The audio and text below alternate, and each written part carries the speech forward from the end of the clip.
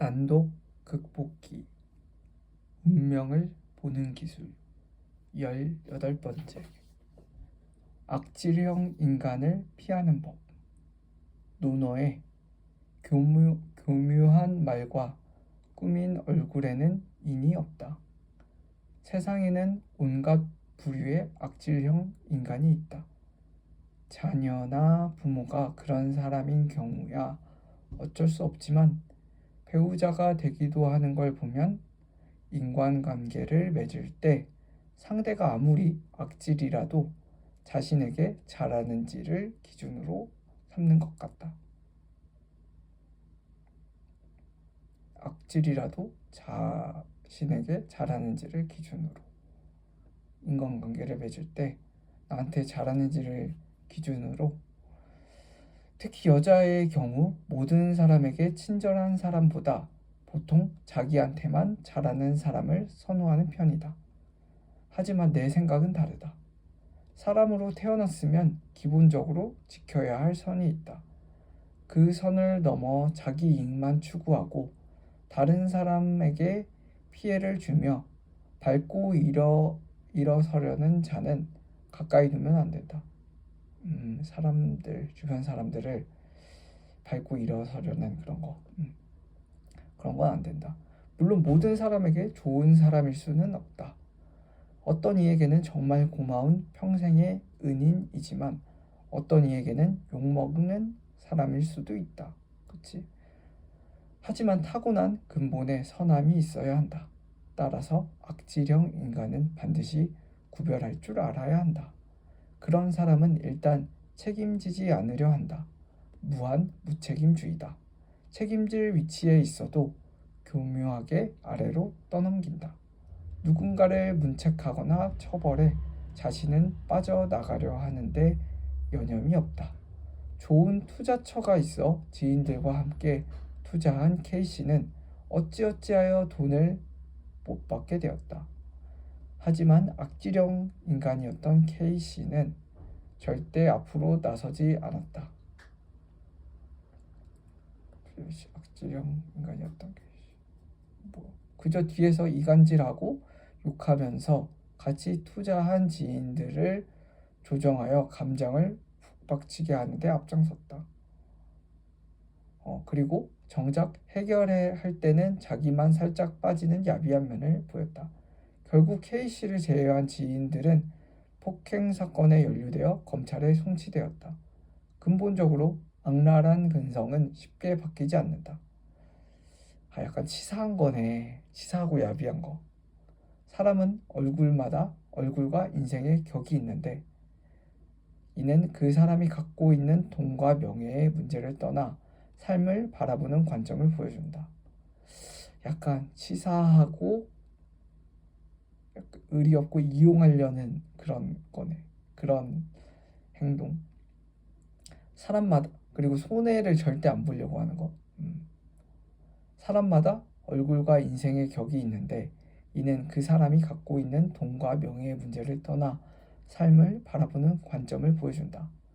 악랄한 근성을 가진 사람은 자신이 성공하려면 남을 짓밟아야 한다고 생각하고 열등감과 시기심이 가득해 모든 것을 삐딱하게 본다.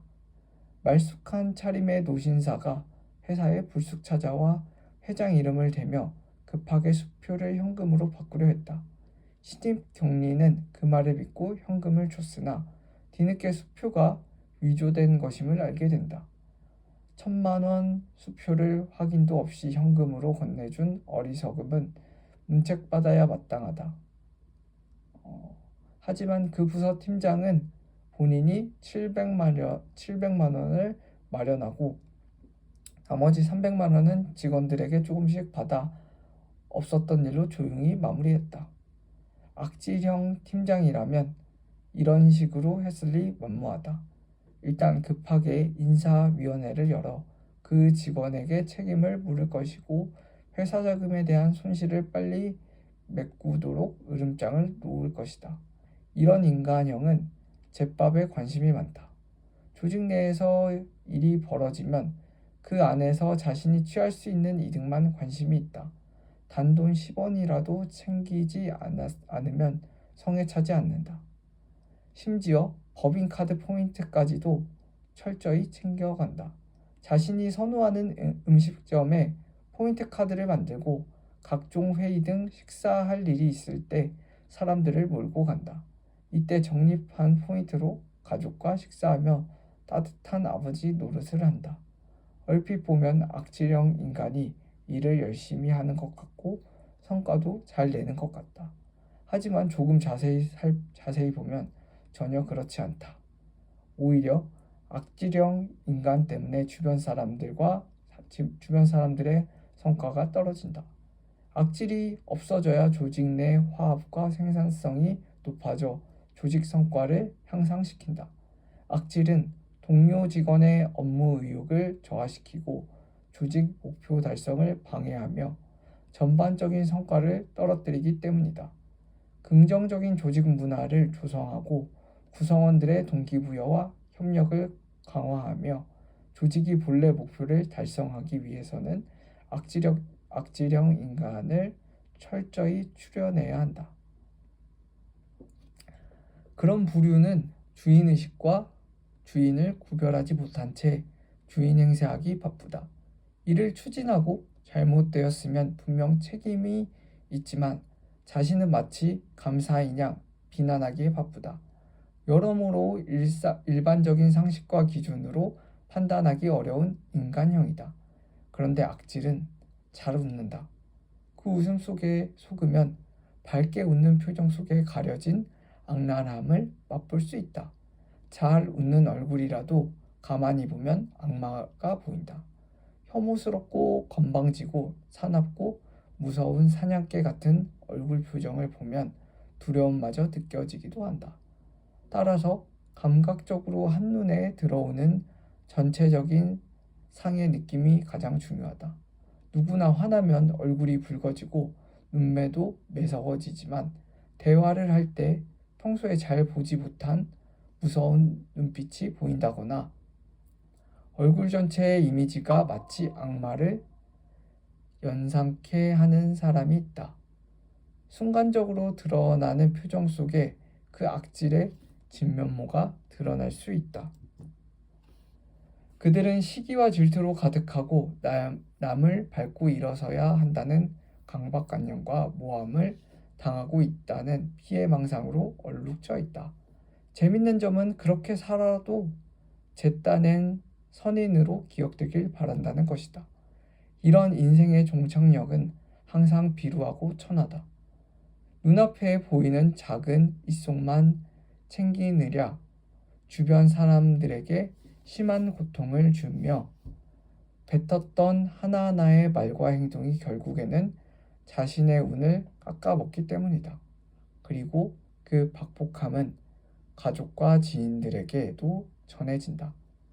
이런 자는 가까이 두지 말고 주변에 소개하지도 말아야 한다.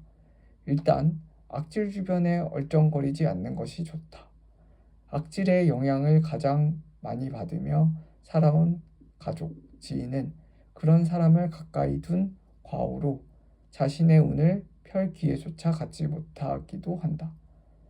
고전 관상서에서 말하는 악질형 관상은 아래와 같으니 잘 살펴보고 되도록 피하는 것이 좋다. 눈빛이 흐리고 산만하며 늘 초점이 없거나 곁눈질이 습관이 된 자는 교활하고 신뢰하기 어렵다. 입이 삐뚤어져 말할 때 한쪽만 움직이는 자는 거짓말이 많고 남을 해친다. 입술이 지나치게 얇은 자는 인정이 박하고 냉혹하다. 코가 휘어져 있거나 콧날이 너무 얇으면 재물에 집착하며 비겁하다. 광대가 뾰족하게 튀어나왔으나 살이 받쳐주지 않으면 권세욕과 남을 제압하려는 기질이 강하다. 얼굴이 늘 우물하고 웃음이 가식적이며 눈빛과 따로 놀면 겉과 속이 다르다.